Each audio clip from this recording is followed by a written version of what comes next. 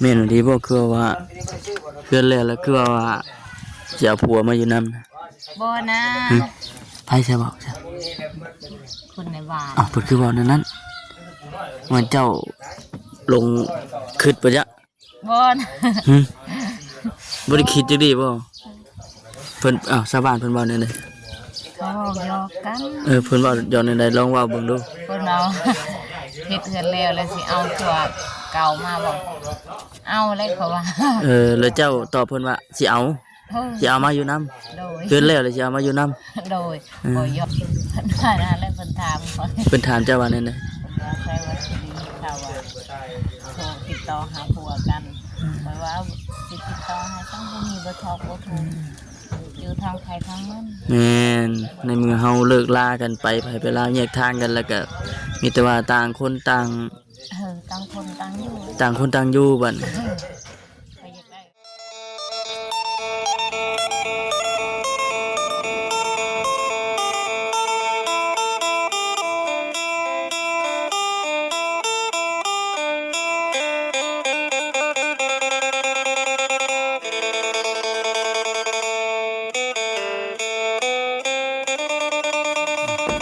บัดนี้มาฮอดแล้ว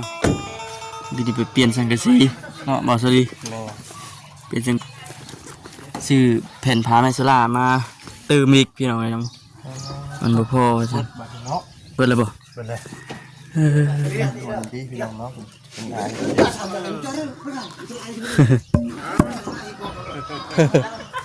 เนาะ เนี่ยบาดมือวะ ถ้าสบายดีอีกเทื่อหนึงเด้อพี่น้องเด้อเนาะพี่นุ่น สวัสดี กินเลยครับ สวัสดีกิน ส กิ บาน ย กับไปยัง แกงหน่อไม้ แกงหน่อไม้ เม แม่ ตะบัง มาบัง ติ่งเนาะลูกติ่งลูกติ่ง นางแยงมาเฮือนงามเลยก็ได้ โดย แม่บ่มองอะไรก็งามบ่เนาะ เนาะ หาบ่มองตี้บ่มี หมูมี แค่เดียวแล้ว ตีแต่งามโพดบ่ สิตีแต่นั่นนี่ได้เนาะสร้างประเทศงามโพดบ่ ใช่ครับพูดสิ อ่า เจอมันสโลมันว่าเฮ็ดไปเนี่ย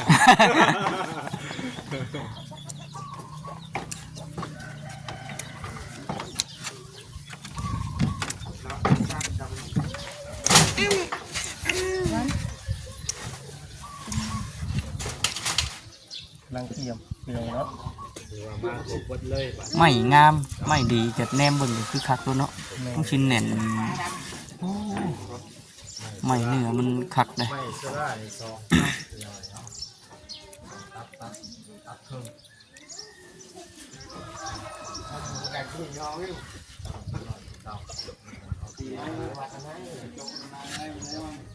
อย่าเพิ่มเงินใส่ มื้ออื่นแล้ว ดูด้านเลยเนาะ ประตู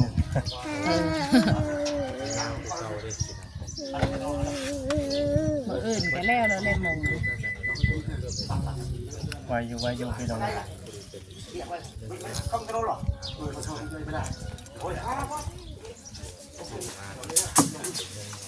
ไปได้นู่นเครื่องมาช่วงนั้นน่ะนอนรับอยู่บ่บ่ได้นอนเมื่อคืนบ่ บ่ได้หลับ3คืน บ่ได้รับ3คืน โดย อ๋อ มาหาว โอ้โถ วันนี้สบาย สบายบาดนี่ มันรับไปยังบ่นี่เนาะ นอนรับบ่นี่เครื่องประกอบเข้ากันเบิดเลยเด้ตะกี้เครื่องย้ายไว้นะมัน โดย พื้นตารางอยู่หนึง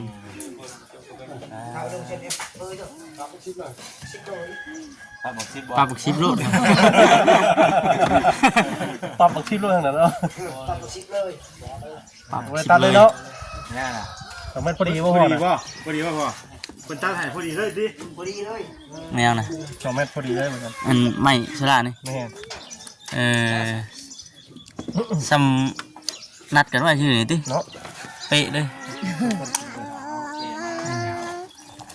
ข้างที่นั่งอยาลุ่มนี่เลยพี่น้องบ่ได้ขึ้นไปแล้วนั่งแยงเบิ่งน้องเอ้ยนวลเนาะ โดย แม่นดีบ่คือว่าเพื่อนแล้วคือว่าจะเอาผัวมาอยู่นำนะ บ่นะ ไผใช่บ่จ้ะ คนในบ้าน อ้าวเพิ่นคือเว้านั่นนั้นว่าเจ้า ลงคิดปะจ๊ะ บอน หึบ่ได้คิดจักดีบ่เพิ่นอ้าวชาวบ้านเพิ่นเว้าแนวใด เขาหยอกกัน เพิ่นเว้าย้อนแนวใดลองเว้าเบิ่งดู เพิ่นเอาเฮ็ดเฮือนแล้วแล้วสิเอาตัวเก่ามาบ่เอาเลยเขาว่า แล้วเจ้าตอบเพิ่นว่าสิเอา เฮ้ย สิเอามาอยู่นํ โดย เพิ่นแล้วเลยสิเอามาอยู่นํ โดยบ่หยอกกัน บ่หยอก โดย เออ ก็คนบ้านอันนี้มีสิอิสาหากัน เราก็เลยว่าไปตามน้ำตามหยังเพิ่นได้ซื้อ โดย แต่ว่าในค่ำคืนนี้บ่แล้วเนาะทางบ่เสร็จ หาคนไปเลี้ยงเขาให้ใหญ่ ทางบ่เสร็จเพิ่นบอกในได้เสียเมื่อกี้นี่ เพิ่นว่านะแล้วเพิ่นถามเขา เพิ่นถามเจ้าว่าในใด ว่าใครว่าสิดีข่าวว่าโทรติดต่อหาผัวกันเพราะว่าสิติดต่อหาต้องบ่มีเบอร์โทรบ่โทรอยู่ทางใครทางมัน แม่นในเมื่อเฮาเลิกลากันไปไปลาแยกทางกันแล้วก็มีแต่ว่าต่างคนต่าง ต่างคนต่างอยู่ ต่างคนต่างอยู่บัด ใครอยากได้ก็ เจ้าเพิ่นก็ไปหาครอบครัวใหม่แล้วบ่จักเพิ่นก็ได้เฮาก็ เมียเก่าเพิ่นเด้ก็ยังมี อยู่กับลูกกับเต้านี่แหละ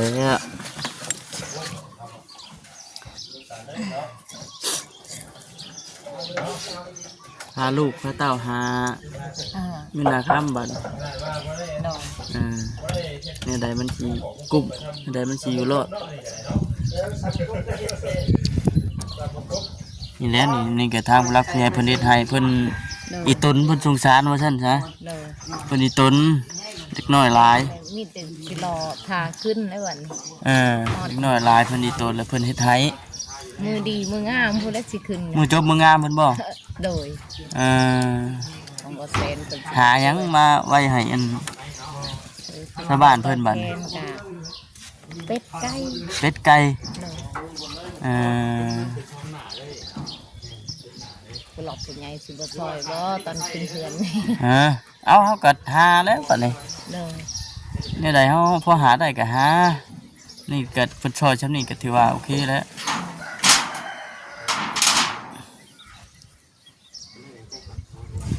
เป็ดไก่ทุกแทน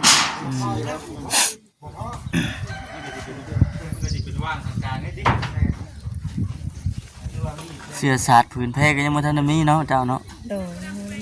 เออ อีพื้นเดียวแล้วเพิ่นมาให้ บ่ เสาบุญเพิ่นซื้อให้ ซื้อไว้ตะกี้เพิ่นบ่ โดน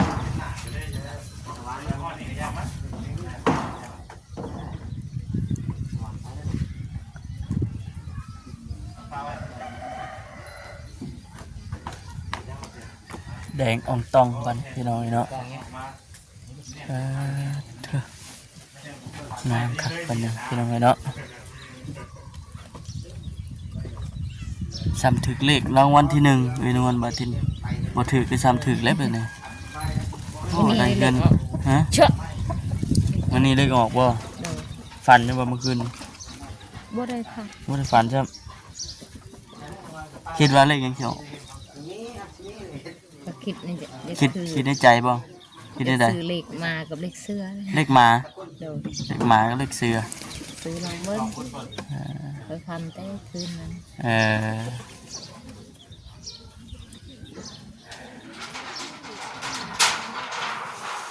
สิ ช่างเพิ่นก็กำลังกันสิมุงพี่น้องเนาะผู้มุงก็มุง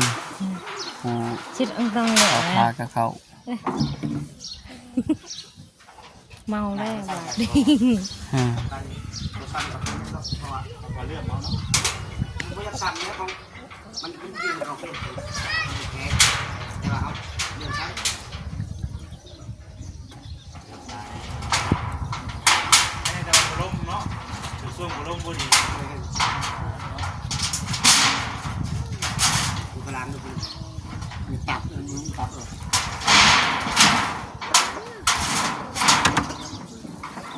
ไก่ไก่นะ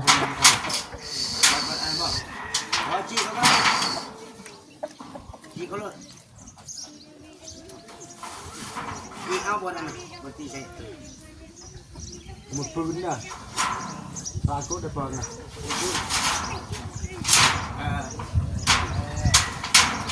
rồi chân tay mình có đánh được nó đi แ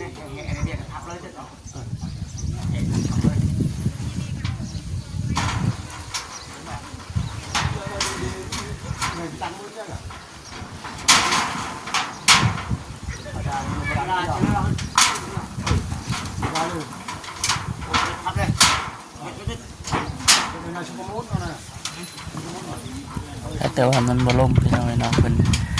ขึ้นโครงหลังคาขึ้นมุงสังกะสีเนี่ยนะแต่ว่าล่มนี่กะสีลำบากอีก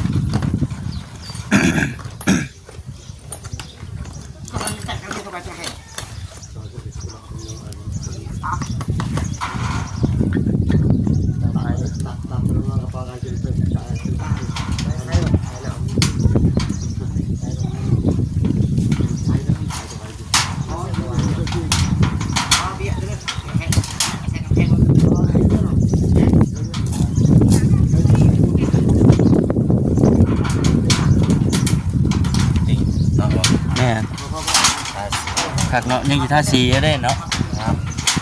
ได้เอามันประกอบแล้วอ๋อมันเป็นแวกอันนี้ปาดให้มันจังหวะมันจังหวะเพิ่นสิเขาก็จังหวะงามเนาะครับแม่นไหมงามอยู่ได้ยอดเลย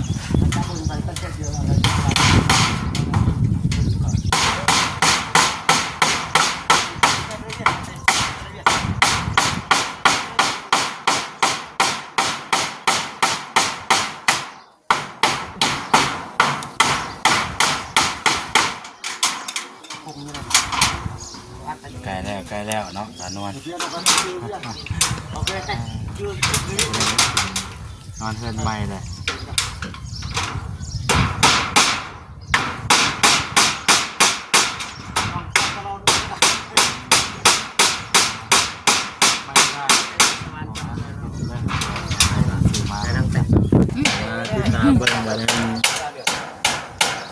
แล้วเนาะนี่เห็นไหมงานมันตอนแล้วไปแล้วบ้านไอ้ไว้นี่มันแล้วนะมาพอเราตัวลูกติงกันว่าเขาพูดได้แม่นงามเลยเป็นยังไงเนาะได้ไปตัวเอาแล้วเป็นไงลูกไงแล้วบ้านนี้เนาะใจน้องสาวนั่นเพื่อนแม่จับเก่งเพราะว่านอนนะ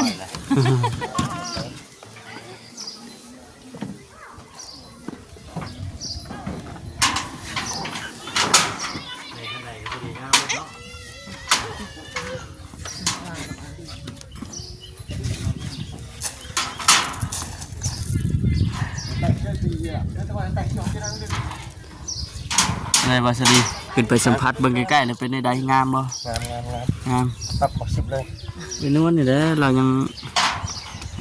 อุกอยู่เราอุกยังไงมือขึ้นเฮือนเราจะพูดจะได้เราท่านใจบ่ถือท่านใจบ่ถือตื่นเต้นพวกเรารับบ่ล่ะเย็นน้องบ่รับอยู่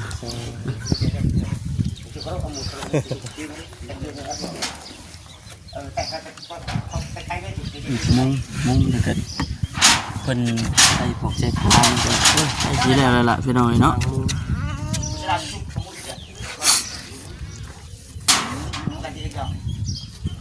ข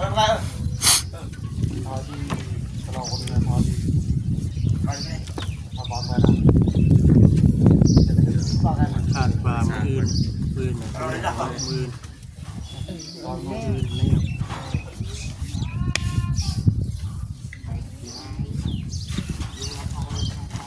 ไปเส้นเงี้ยกันนะอ่านไปบ้างหรอ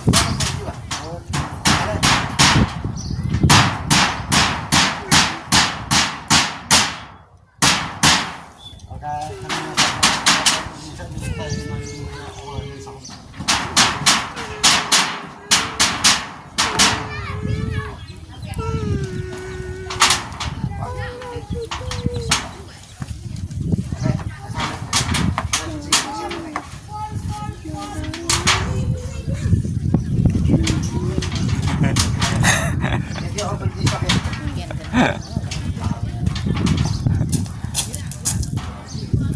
นี่แหละพี่น้องเนาะมีแต่นี่ก็เด็กช่างเป็นเฮ็ดจังหน่อยก็แม่นพากันออกไปแล้วจังหน่อยก็ได้ คุณแล้วเดี๋ยวโน้คุณแล้วอย่างที่หัวตะปูตัวนี้มีแต่ขี้ฝุ่นนั่นแหละลองก่อนจับที่ก็ปะ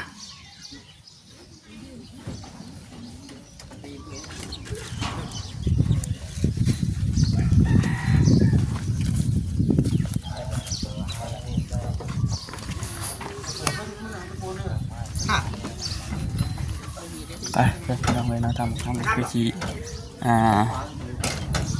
จบคลิปก่อนพี่น้องเนาะ